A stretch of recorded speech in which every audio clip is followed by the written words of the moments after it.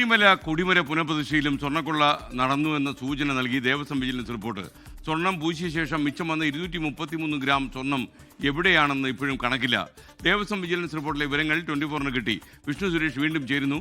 വിഷ്ണു, ഇതിന്റെ വിശദാംശങ്ങൾ എന്തൊക്കെയാണ് നമുക്ക് ലഭിച്ചത്? എസ് കെ 2017 കാലയളവിലാണ് ഈ സ്വർണം കൊടിമര പുനഃപ്രതിഷ്ഠ നടക്കുന്നത്. 2016 അവസാനത്തോടുകൂടിയാണ് അതിന്റെ സ്വർണവുമായി ബന്ധപ്പെട്ടുള്ള കണക്കുകളൊക്കെ ഏറെക്കുറെ പൂർത്തിയാക്കിയത്. അതായത് കസ്റ്റംസിൽ നിന്നടക്കം സ്വർണം കൈപ്പറ്റിയിരുന്നു. ആ കണക്ക് ഇങ്ങനെയാണ്. കസ്റ്റംസിൽ നിന്ന് വാങ്ങി എന്ന് പറയുന്ന കണക്ക് നമ്മൾ മനസ്സിലാക്കുന്നതനുസരിച്ച് അത്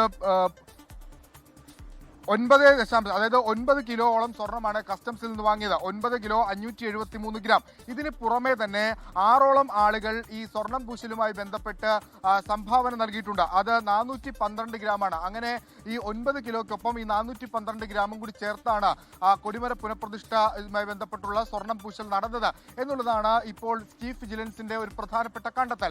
പക്ഷേ അന്നത്തെ വിജിലൻസ് ബോർഡ് അന്നത്തെ ദേവസ്വം ബോർഡ് വ്യക്തമാക്കുന്നത് ഫിനിക്സ് ഗ്രൂപ്പ് അല്ലാതെ മറ്റാരും ഈ കൊടിമരം പുനഃപ്രതിഷ്ഠയുമായി ബന്ധപ്പെട്ട സ്വർണത്തിന്റെ സംഭാവനകൾ ചെയ്തിട്ടില്ല എന്നാണ്.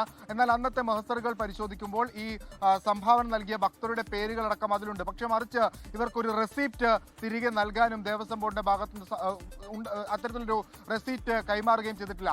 ഇതിലാണ് ദേവസ്വം വിജിലൻസ് ഒരു ഗുരുതര വീഴ്ച സംഭവിച്ചു എന്ന് ചൂണ്ടിക്കാണിച്ച് നിലവിൽ കോടതിക്ക് റിപ്പോർട്ട് നൽകിയത്. ആ റിപ്പോർട്ടിന്റെ അടിസ്ഥാനത്തിലാണ് കൊടിമര പുനഃപ്രതിഷ്ഠയിലും അന്വേഷണം നടത്താൻ ദേവസ്വം വിജിലൻസിനോട് ആവശ്യപ്പെട്ടിരിക്കുന്നത്. അതുമായി ബന്ധപ്പെട്ടുള്ള അന്വേഷണത്തിലേക്ക് ദേവസ്വം വിജിലൻസ് കടക്കുന്നു. അതായത് നിലവിൽ 2019-2025 കാലഘട്ടത്തിൽ ഉള്ള അന്വേഷണവുമായി ബന്ധപ്പെട്ട് ഇടതുപക്ഷമാണ് പ്രതിരോധത്തെങ്കിൽ 2017 അന്വേഷണത്തിലേക്ക് വരുമ്പോൾ അത് UDF-നെ ബാധിക്കും. കാരണം അന്ന് ഈ കൊടിമര പുനഃപ്രതിഷ്ഠ നടത്തിയത് UDF-ന്റെ കാലഘട്ടത്തിലാണ്. അപ്പോൾ അവർ കൂടി മറുപടി പറയേണ്ട ഒരു സാഹചര്യത്തിലേക്ക് കാര്യങ്ങൾ എത്തുന്നു എന്നുള്ളതാണ് ഇതിന്റെ രാഷ്ട്രീയ പ്രാധാന്യം വർദ്ധിപ്പിക്കുന്നത്. എസ് കെ, ലോകത്തെവിടെയായാലും ഏത് സമയത്തും 24 വാർത്തകളും ഓഗ്മെന്റഡ് റിയാലിറ്റി പാക്കേജുകളും എക്സ്പ്ലെയിനറുകളും വിശദമായി കാണാൻ ഞങ്ങളുടെ യൂട്യൂബ് ചാനൽ നിങ്ങൾക്ക് സബ്സ്ക്രൈബ് ചെയ്യാം.